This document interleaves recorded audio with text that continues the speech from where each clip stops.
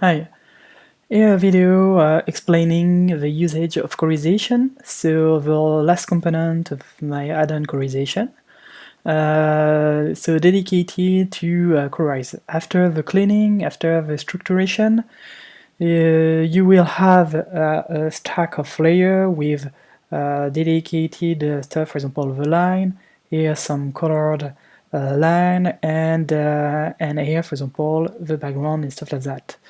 You can push in ColorizStack also to this basic color for your pages, so you know that this character will be there with the same colors, that's the basic colors. After that you will probably mix and add a lot more details, highlight, shadows, and the ambience of light, the day of light, and stuff like that. So the purpose of this panel is not to help you and guide you in one style. The purpose of this panel is just to have just close to your hand the tool you need, and after that you will pick your own tool. So every colorist have his own preferred tool.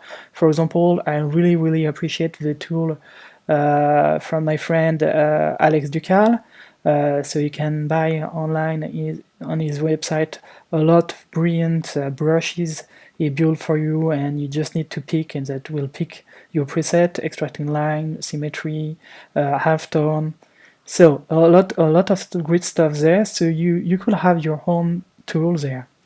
But here the purpose is just also again to reduce perhaps the size of the panels open, and to have the ability to move from one layer to the other, and that's it. That's the purpose of this one. So let's close all these pages, and oh sorry, I will reopen this one. Just to explain one thing, one useful thing, when you have your stuff selected like that in orange, you could use the magic wand to quickly, oh sorry, I just resetted my tool, I just need to reload them, that could happen time to time. So when I select with the sample or layer function, it will just take a look at what's visible in all layers and not only in this one. So in this case, if you want just to colorize quickly, you can just pick this magic wand to have what's visible on this layer. And if you uncheck contiguous, you will have all orange stuff in your pages. I don't know if I have more, no, just this one. So right now you just isolate really quickly thanks to the magic wand and these two options unchecked compared to the preset. You can easily play and paint your shadows, your light on this area without touching over color or changing this color and adjusting the saturation, the luminosity, etc., etc.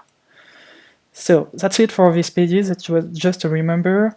If you want to add some shadows and lights, how to handle it really quickly when you prepared properly the file before. Let me now open this file to explain these new buttons there.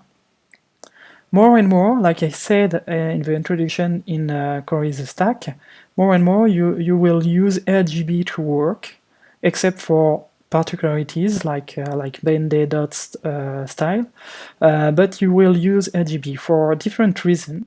The first reason is more and more that's not only about printing, that's also only about being on a tablet, on an iPad, on screen in general, and as you know, if you use on Mac the ColorSync utilities, here this is Adobe RGB representation, color space representation.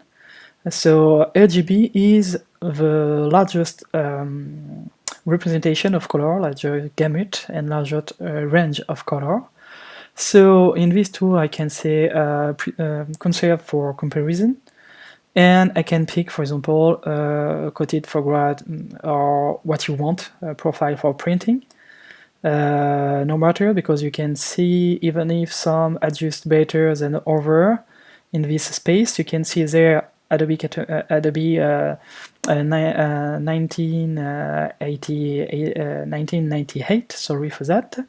And you can see the print environment and offset in general are really the smallest possible. So what's happened if you have a gradient starting from this point to this point? And that could be an issue if you didn't take care of that during your colorization, because you don't want to have this space on a tablet. That will be really a poor range of color, and your reader could be disappointed to have so fade, in French we say, so non-vivid color on their screen. So you need to have the full range of color. So that's the reason why I'm working in RGB. And after that, you can anticipate, thanks from this function, proof color, soft proofing, can anticipate the degradation of color for the paper. There is no way to escape of this small range of color compared to the wide one. You can, but by the way, you can anticipate that and make some choice, knowing what you will have in both environments. So this button there is here for that. If you click there, that will open 2 more times the same pages. Is exactly the same pages open several times. So here that will be my my main space for working, and here, for example, I can reduce the size. That could be also I could put also that on the second screen, for example. So depend on the size. Here for the recording, and I have a small size of screen, but generally that's like that I work. And so you have there, let me just open a little bit just to show you what's happened there, sorry. So here you will work in this space, and you will have there a visualization, a simulation in CMYK. So if I go there, CMYK, so Command Y, Control Y, so let's take a look there. You can see in some area I lose a lot of things, and that's in the gradient, where perhaps you will see perhaps some insufficiency regarding the color and some degradation. So here I will leave that in RGB and working in previewing CMYK and working previewing grayscale gamma 1.8. So I know on Windows there is an issue with that profile. I will fix that in a future update. I will try, by the way. So let me reduce that. Now you know this is the CMYK preview. You know this is the grayscale preview. So you can see now the contrast of your color. Sometimes something wrong with your color, but an easy way to see if the different plan, the different level or depth of field are correct is just to see that in black and white. So here you have a preview. So let me reduce that and focus, for example, in one area, for example, there. Let's pretend I would like to use a gradient, and I would like to use, for example, a gradient going to this and to this. So if I want to use a gradient like that, or let's say transparent first and we will see later, you will have, sorry, I'm not on the right layer, so I will just create for demonstration a layer for that on top. You see now I can work with vivid color and have a clear anticipation of what's happened when that will be printed. So that's just a simulation. You need to properly set up in your color setting the intention or the recommendation of your printer or editor. So you need to have that, and you have two kind of intent there. You have perceptual. Perceptual will keep the as possible the gradient perception, and relative colorimetric will cut the gradient. So that means, let me just explain that. That means if you use perception, and for example you are in the green, let's keep this example. If you have a gradient starting there, finishing there, in relative mode, it will cut everything and just put this color as a reference. It's not an issue if you anticipate like that way, because you know what's happened there, you know what will be loose there, so that's not an issue to have, for example, a relative colorimetric there. But if you you continue the work on another artist, or if you need other thing, you will probably use perceptual, and perceptual will anticipate and will do that. Sorry, will take this point and put that at the border, and take another point and take that with a little offset inside and inside and inside, and will offset each value to keep the perception of a gradient intact. So that's what is perceptual and relative colorimetric. The two you need to use, but depending of your of what you want to do. So again, if you use this method, relative colorimetric, you already know what will be loose because you anticipate, you simulate there. So let's say OK. Yeah, and to really show you that again in another way, let's now grab this gradient, and let's say I have this gradient there. You can see, let me just go in there, you can see there is an anticipation there based on this Addon, which is colorimetry relative. Let me show you that in another way. Let's convert to profile. That's the way you need to convert your document. So here you have by default relative colorimetric, but if you choose perceptual, you can see there is a small difference because it's just two colors there, but you will preserve a little bit the contrast of your gradient there with perceptual. So that's the difference. And that's what I would like to explain first. But you need to properly set up first your convert to profile and your color settings in this menu there. So let's close that. Let's delete this layer. That was just to explain this view. You can, after all, close the stuff. You can put that in a second screen, like I said, if you are lucky enough to have several screens. So let's continue with these 5 tools. Thanks to Stefan Leminer, one of my my beta tester. He gave me a lot of feedback. He used CS6 version actually, and he gave me a lot of feedback on CS6.